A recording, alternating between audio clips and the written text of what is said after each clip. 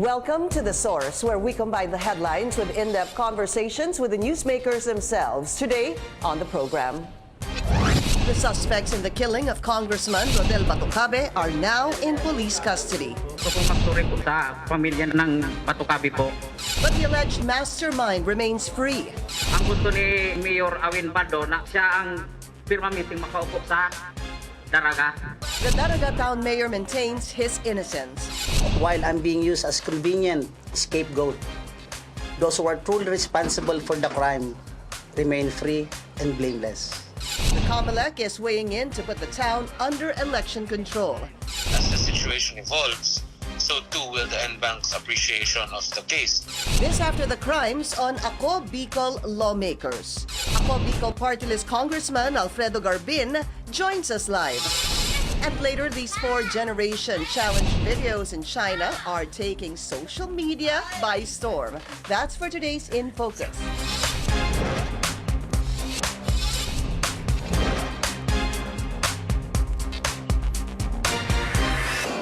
Thank you for joining us. I'm Pinky Webb. 6 prime suspects in the killing of AKO-BICOL Partylist Congressman Rodel Batocabe, including a key witness, are now in police custody. This after the Philippine National Police named the current Daraga Albay mayor as the mastermind in Batocabe's death. The Batocabe family welcomes the development in the murder case. They are also asking the authorities to continue the investigation until justice is served. Let's go straight to the source of the story. AKO-BICOL Partylist Representative Alfredo Garbin. Congressman, Happy New Year, sir. Happy New Year, Pinky, and thank you for inviting me again. Good to have you again on the show, Salamat. sir. And batiin ko lang yung mga Bicolano, marahay na aldaw sa Indogabos. Paano yun, sir? Marhay na aldaw sa Indogabos. Marhay Aldaw. Tama ho ba? Marhay na aldaw. Okay, so Happy New Year sa mga kababayan natin sa Bicol. Sir, so the police named the mastermind in the killing of Congressman Batocabe, that is the Daraga mayor, Carlwin Baldo. Are you convinced it's him? Well, you know, the mayor will have his day in court. But as of now, when I scrutinize all the testimonies of the witnesses who surpassed, including the gunman, they corroborate on material points. So talagang kapanipaniwala naman. And especially so that some or 2 or 3 of the witness and the suspects were employed by the mayor as security aid, a confidential employee being paid by the municipality of Daraga. Isa doon si Tuping, the other one is a certain Emmanuel Hadubar. Yeah. And yung iba daw is talagang used to work with the mayor. When you say, or when the police say, that some of those involved in the killing were confidential employees of the mayor, is there anything to prove that they were actually confidential employees of the mayor? Well, because I say that, sir, because it's so easy to just point at anyone and say, ay, confidential employee yan ni mayor, ni congressman. And because it's confidential, ibig sabihin wala atang pruweba na empleyado siya ng lawmaker? Well, they say that they are confidential employees because one of those who were hired as his security aid uses a fake name. Si Hadubar used Jude, and but you know, Tuping used his real name under Christopher Naval. Okay, yan si Christopher Naval is the first one on the screen. That is supposed to be the trusted security aid. Well, tama ho kayo. And they presented an ID issued by the municipality of Daraga. That? As a job order under classification of as a confidential security. Siguro hindi na po confidential kasi kung confidential, may papeles ho ba to track them down as confidential employees, right? That's a matter of evidence that can be presented by the prosecution. So are there such things as confidential employees? Well, for a lawmaker such as yourself? There is. Meron kayo? Yeah. Those who are handling confidential in nature, trust in confidence. Yeah. Ganun yun. So you would have a but confidential... But you cannot use fake names. Yeah. You cannot use fake names. Oo, hindi yun. So, normal po yung, just for the benefit of myself and the viewers, it's normal to have a confidential employee. Tama. Pero binabayaran po siya ng opisina Tama. ng lawmaker. Okay, let's look at the suspects again, sir. There are 6 under police custody now. Henry Yuson is the supposed gunman, and he admitted to shooting the congressman. He is the one in the middle, top middle, no? Let's listen to what he said during during a press conference. Gusto kong magturi po sa pamilya ng Batocabe po na bayaran lang po ako ng na ipapatay si Congressman Rodel Batocabe ni Awin Mayor Baldo. Wala po akong nakuha kahit piso na dahil inudas rin po ako nung kasama ko si Tupeng, kinuha niya po yung bayad. Yun po ang grabing pagsisisi ko. Sir, I've watched you during congressional hearings and you're quite sharp, no? How do you see the testimony of Henry Yuson? Mukha bang kapani-paniwala? Yeah, I was able to observe Henry Yuson when he was executing his extrajudicial confession, assisted by 2 private counsel provided by the Integrated Bar of the Philippines. And there were 2 other lawyers coming from the CIDG. And all of them agreed na talagang spontaneous yung sinasabi niya. Testimonya. Yung testimonya niya. Sabi niya, cannot be made up dahil hindi naman sila nag-uusap-usap before the 3 witnesses surpassed and already executed their confession. But if you look at the confession of Yuson, talagang they corroborate on material points.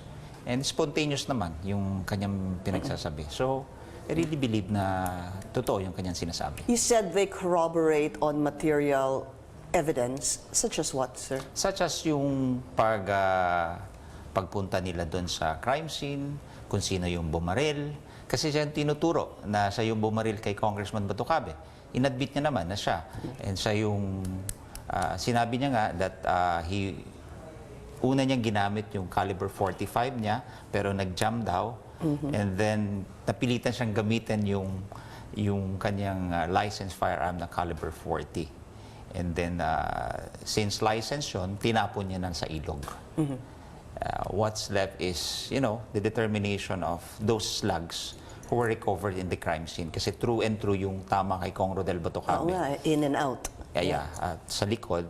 Yeah. And nagko-corroborate din na sinasabi ng ibang witness na binaril to ni Yuson nakatalikod. Yun din, sinabi niya, binaril niya nakatalikod si Cong Rodel Batocabe. But wasn't that easy to say, sir? Because it's all over the news that nabaril ho siya sa likod. Hindi ho ba? Well, It wasn't that common knowledge? the medical legal will say that talagang binaril siya sa likod. Na sa likod. Doon yung entry. Yeah. Tapos umexit, sir. Hindi ho ba? Umexit, 4 na entry. Actually, it was 4, but total of 8 because entry and exit wounds were 8. Is that correct, sir? Parang 4 lang, para lumalabas 8 dahil Exactly. exit wound is. But one thing that will really put stop on the doubt on whether there is those who were present during the gift giving for the senior citizens event. Right, where he was shot. Where he was shot, may mag-identify dito sa mga taong ito na yung mga recipient doon na talagang nandun tong mga taong to during the time when Cong Rodel was killed. How important is it, Congressman, to be able to find that gun that Yuson said he threw, tinapon po niya sa ilog? Well, Di ba material evidence? Yeah, that yun? is very material. But kung hindi ma-recover, ang sabi naman ng mga police, merong ballistic record yon. If it is a licensed firearm, there is a ballistic record that is being kept in the crime laboratory in Camp Crame. So lahat ng license, merong ano yan eh. Parang serial. Yeah, No? hindi lang. Yung slug, merong specific na, parang unique for every slug na lumalabas doon sa barrel. Hindi ako expert ha. Yeah, Pero yun yung sinasabi nila na that will really identify na sa'yo yun. Galing Okay. yun sa baril mo, yung slug na yun. So, there are 6 already in police custody now. The Daraga mayor is still at large, if that is the right words to describe him, kasi hinihintay pa yung warrant of arrest for the mayor. The mayor, however, is saying that he is innocent of the crime, and during a press conference, basically he was saying, sir, that he is an easy target kasi kakalabanin ni Congressman Batocabe si Daraga mayor. Let's listen to a portion of the press conference of Mayor Baldo. Assert my innocence. Let us not forget that while I'm being used as convenient scapegoat, those who are truly responsible for the crime remain free and blameless. I am an easy target, but that does not make me guilty of the crime. I am already being persecuted in the courts of public opinion. I am a public servant, at ang gusto ko lang naman po ay magsilbi. Convenient scapegoat, easy target. Would you give him a little bit of, siguro, would you kind of believe that he is an easy target and that he is a convenient scapegoat? You know, he's just being accused of committing a crime. And under a law, there's a presumption of innocence. Until proven otherwise. So nandun talaga yung presumption of innocence. But you know, those alibis, it is the weakest defense. These 6 witnesses, the gunman, have a positive identification and positively identified him as the mastermind. So between positive testimonies and alibi, Alibi is the weakest. alibi is the weakest. Yeah. So ngayon, of course, we adhere to the presumption of innocence. Mayor Baldo, who is my friend. Let's put that. Let's tell them about it, sir. Kilala mo ho talaga si Childhood friend ko. In fact, yung kanyang kapatid ay aking best friend when we were in high school. Namatay siya when we were in second year college.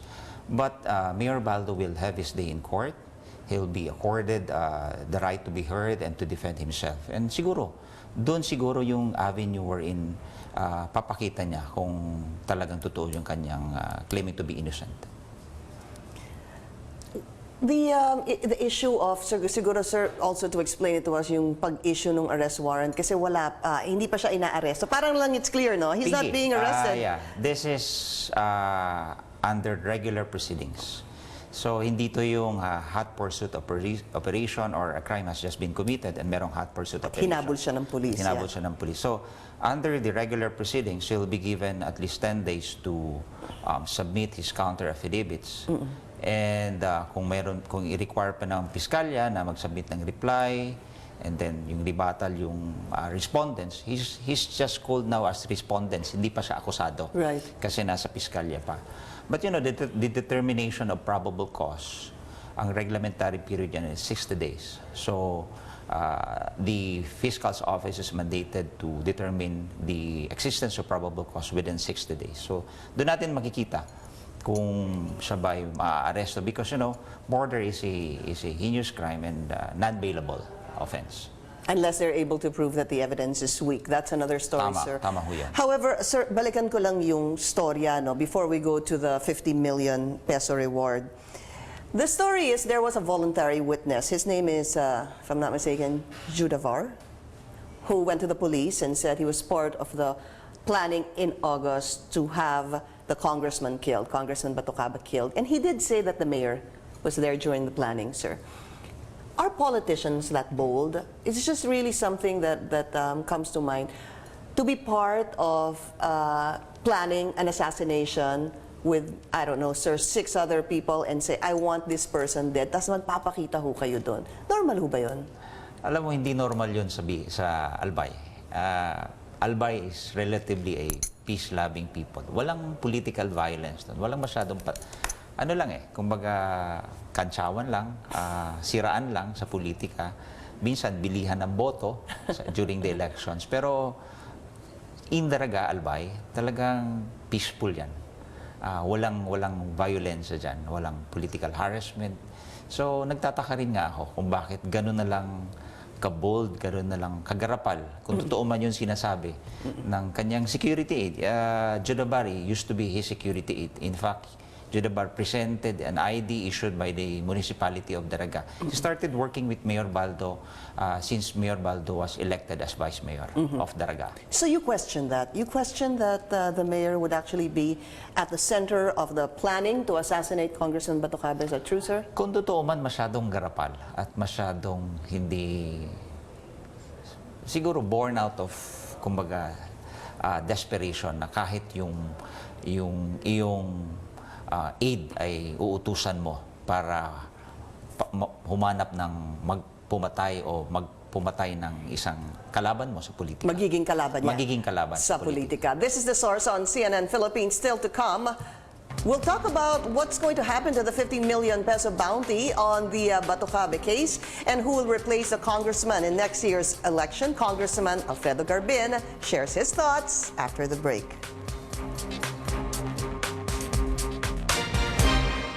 You're watching The Source on CNN Philippines. Our guest today, AKO-BICOL Partylist Representative Alfredo Garbin. Sir, so many people are also wondering what's going to happen to the 50 million peso reward for those na makapagtuturo sa ikalulutas ng kaso ni Congressman Batocabe.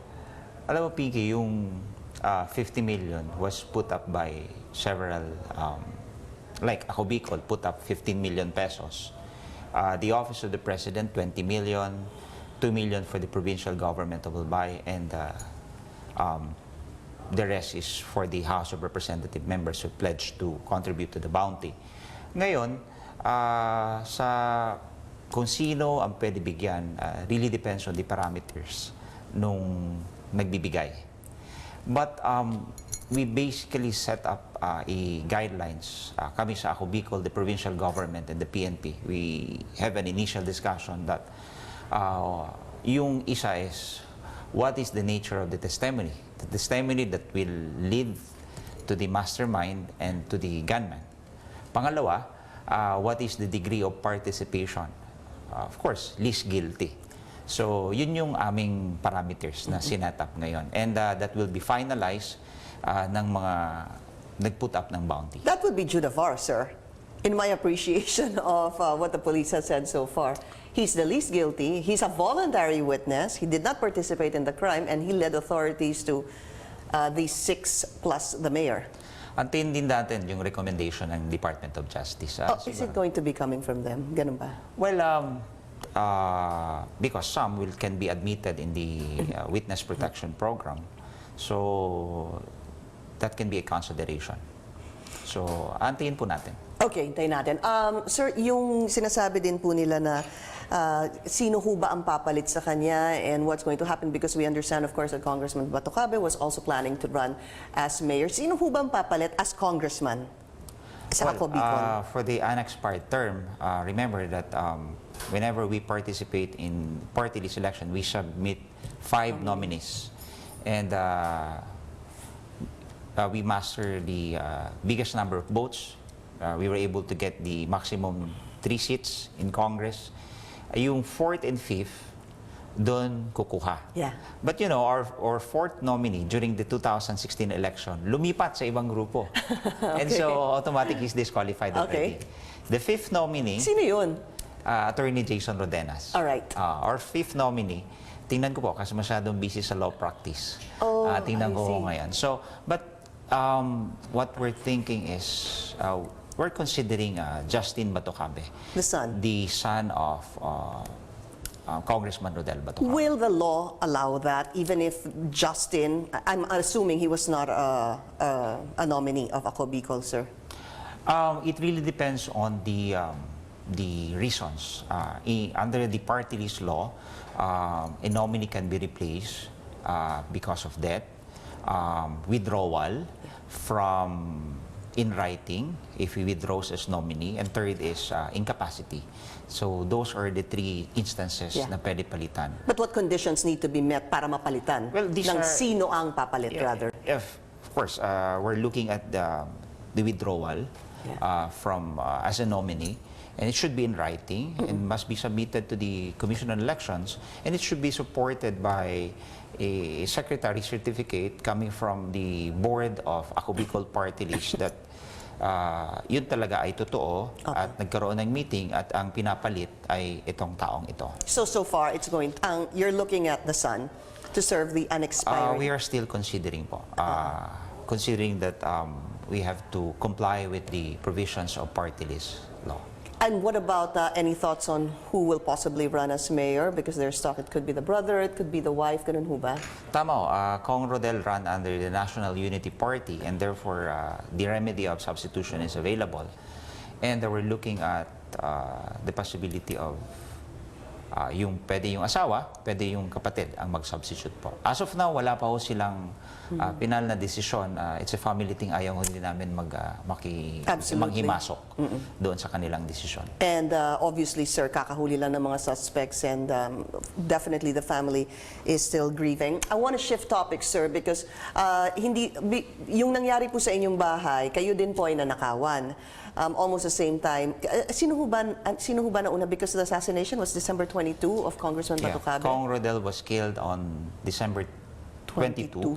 And nung nasa Punerarya siya, I was busy attending to his remains in autopsy. And that happened, yung pinasok yung bahay ko, it's 12:30 a.m. of December 23. So, Kinagabihan. And alam mo, Pinky, wala kaming security. Wala kaming bodyguard. So, ganun kami ka-relax sa Bicol. And kaya nga talagang easy target ang kahit sinong politiko doon dahil hindi namin experience na patayan doon or any form of political violence. And so, yung pagpasok sa bahay ko, parang kinasing din ako ng mga magnanakaw. Parang they took advantage of my absence kasi alam nila na I was attending to the remains of Congressman Batocabe sa Punerarya. Pero nahuli na po, may nakakulong ng isa ngayon. And pero hindi pa, yung mga belongings ko, hindi pa sinasabi. Hindi pa nababalik because about 500,000 pesos worth, sir, were taken. What is the motive? Was it, because you were already asked in the past, were they connected? And I remember you saying it doesn't seem like it's connected. Is there any connection you're seeing right now after the arrest? Walang connection. Purely robbery lang, yung pakay nila. Kasi nakita ko naman yung profile ng nahuling magnanakaw na nakakulong ngayon. Ex-convict na magnanakaw. Okay, let's shift to, sir, priority legislation at the House of Representatives with what, Feb, March, April, May, 4 months? 4 months left, sir? Yeah. You know, AKO-BICOL Partylist sponsored several bills that was already enacted into law. Yan yung Free Irrigation Act, yan. Nandyan yung National ID System, we have co-sponsored it with Gloria Macapagal Arroyo. And we have the Anti-Hazing Act of 2018. Of course, the universal access to quality tertiary education. And ngayon, na-ratify na rin yung aming priority bill, yung mandatory PhilHealth coverage to persons with disability. And yung sinusulong pa sana ni Kong Rodel Batocabe, yung optional retirement from the age 60 to 56 years of age doon sa ating civil service workers. So yun yung mga naiwan namin. Pero yung isa, yung PWD mandatory PhilHealth coverage, sa tingin ko mapipirma, it will be signed into law by the President. Bago po dumating ang midterm elections, just one last question, sir. Was there talk of another target dyan sa Bicol, sir? You know, I was quoted by one of the Politico.com na ako daw yung source nila. But, you know, mali kasi I was just referring to one of the statements made by one of the witness in the affidavit they have executed na isa rin sa target si Congressman Joey Salceda. So yun yung nakapalaman doon sa affidavit. So meron ho talaga nakasulat sa affidavit na isusunod si Congressman Joey Salceda? Walang sabi doon is kung mauna mag-file si Kong Joey Salceda ang mayor, unahin niyo si Joey Salceda. And supposed to be that's what the mayor said during the meeting? Yes. Since, sino ho ba una nag-file? Hindi naman nag-file kasi Kong Joey Salceda ran for re-election as Congressman of 2nd District. Kong Rodel lang ang nag-file for mayor. Maraming salamat po sa inyo, Congressman Alfredo Garbin. Sir, thank you. We'll see you again. Maraming salamat po sa inyo.